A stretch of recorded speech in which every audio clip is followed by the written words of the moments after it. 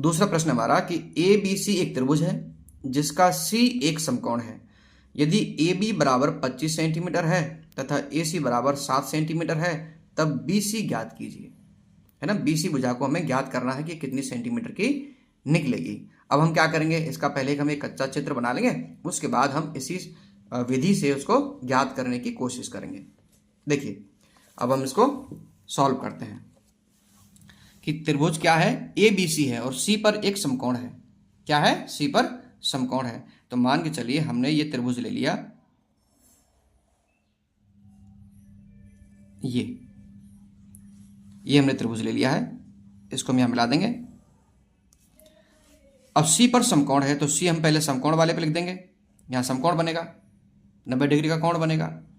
C B ए, ठीक है, तो ए बी और सी। अब इसमें क्या है कि ए बी जो भुजा है, ए बी भुजा है, ये क्या है, 25 सेंटीमीटर है। क्या है, 25 सेंटीमीटर है। और ए सी कितनी है, 7 सेंटीमीटर है। तो हमें क्या ज्ञात करना है, बी सी ज्ञात करनी है। क्या ज्ञात करनी है, बी सी को हमें ज्ञात करना है कि ये जो भुजा है ये क्या है। तो इसके लिए हमें क्या करना पड़ेगा, इसके लिए हमें सूत्र वही लगाना पड़ेगा कि कर्ण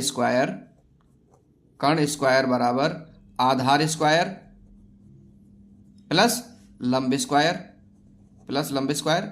अब हमारे पास कर्ण कितना है, ये देखो, समकोण के जो सम्मुख भुजा होती है वो कर्ण कहलाती है। तो सी समकोण है, इसके सम्मुख भुजा कौन सी है, ए बी।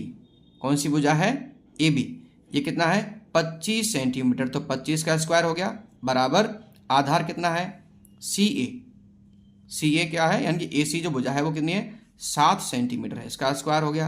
अब हमारे पास लंब क्या है, लंब हमारे पास है ही नहीं, तो इसको मान लेते हैं हम क्या, एक्स। या तो आप एक्स मान लो, नहीं तो आप इसको ऐसे कैसे भी लिख सकते हो। तो हमने इसको मान लिया एक्स, तो यहाँ एक्स स्क्वायर लगा हुआ है तो इस पर भी हम स्क्वायर लगा देंगे। अब क्या करेंगे हम, अब हम पक्षांतरण करेंगे। या तो आप क्या करें कि x को यहाँ लेकर के 25 को आप इधर कर दें, या फिर x को आप यहीं रखें और इसको पक्षांतरण कर दें। तो हम x को इधर ही रख लेते हैं। क्या करते हैं, इधर ही रख लेते हैं। तो 25 से स्क्वायर का गुणा करेंगे 25, यानी 25 का गुणा 25 से करेंगे तो क्या आएगा, हमने एक्स स्क्वायर यहीं रख लिया, 25 को गुणा 25 से करेंगे तो यहाँ करके देख लेते हैं, यहाँ करके देख लेते हैं। 25 गुणा 25 कितना होता है, 55 25 हासिल लगी 2, 5 दूनी 10, 10 और 2 12 गुणा 2 पंजे 10 हासिल लगी 1, 2 दूनी 4 और 1 5 जोड़ देंगे 5, 2 का 2, 5 और 1 6, 625 आया। तो 25 गुणा 25 करेंगे तो कितना आएगा, 625। ये कुछ ऐसे वर्ग हैं जो आपको याद भी हो जाने चाहिए। जैसे ही कोई वर्ग मूल या वर्ग पूछा जाए तो उनका पता चल जाए, यानी कि 25 का वर्ग होगा 625 और 625 का वर्ग मूल होगा 25, ठीक है, बराबर। अब 7 का गुणा 7 से करेंगे, यानी 7 का वर्ग क्या होगा, 7 7 49, 49 होगा, और 49 का वर्गमूल क्या निकलेगा, 7 निकलेगा, ठीक है। तो हम क्या करेंगे, अब x को इधर रख लेंगे और 49 को इधर ले जाएंगे, ठीक है। तो 625 तो यहाँ पहले से है ही, अब ये प्लस का है 49, इधर आएगा तो माइनस का हो जाएगा। कितना हो जाएगा, माइनस का हो जाएगा, बराबर में इधर क्या रह गया, एक्स स्क्वायर रह गया, ठीक है। यहाँ लिख देंगे पक्षांतरण करने पर, क्या कर लिया हमने, पक्षांतरण कर लिया, पक्षांतरण करने पर, ठीक। अब क्या करते हैं, 625 में से 49 को हम घटा देंगे। अब 625 में से 49 को घटा दीजिए, 625 आप चाहें तो यहीं की यहीं घटा लें। अब मैं यहाँ घटा देता हूँ सुविधा के लिए, 15, 5 में से 9 नहीं जाएगा, यहाँ एक हाथ से ले लेंगे, 15 हुआ, 15 में से 9 गए तो 6 बचे, यहाँ 11 1 बच गया, 1 में से 4 नहीं जाएगा तो यहाँ हम कैरी ले लेंगे, 11 हो गया, 11 में से 4 गए तो 7 बचे, यहाँ से कैरी गया तो यहाँ पे 1 बचा, 1 गया चला गया इसमें से तो 5 बच गए, तो यहाँ 5। अब कितना बचा, ये 576, कितना बचा, 576 बराबर एक्स स्क्वायर।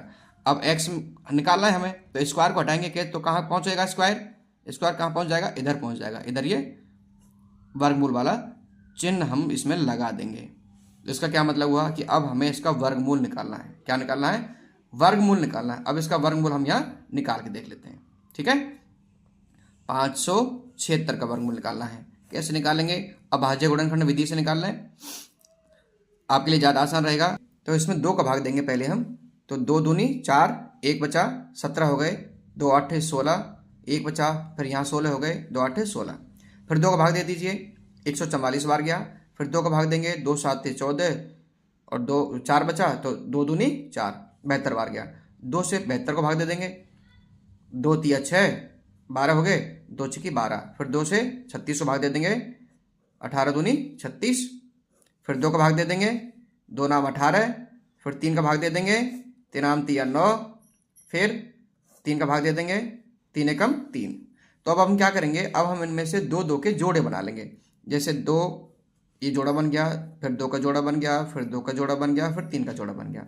अब हर जोड़े में से हम एक एक संख्या उठा लेंगे। तो यहाँ देखो, इस जोड़े में से 2 है, यहाँ 2 है, फिर एक और 2 है, और उसके बाद 3 है। तो कितना आ गया?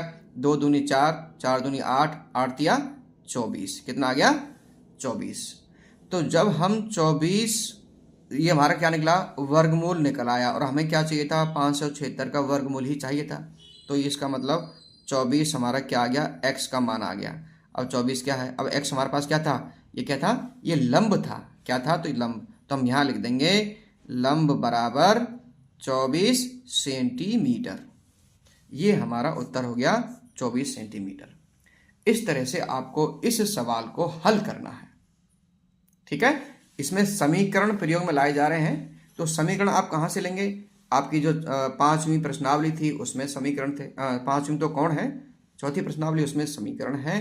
और उससे पहले जो प्रश्नावली है ना, उनमें भी क्या है? वर्गमूल वगैरह आपको करना सिखाया गया है। ठीक, यदि आपको वर्गमूल निकालना नहीं आता है, आपको समीकरण हल करना नहीं आता है, तो पहले आप उन सवालों को भी सॉल्व करें।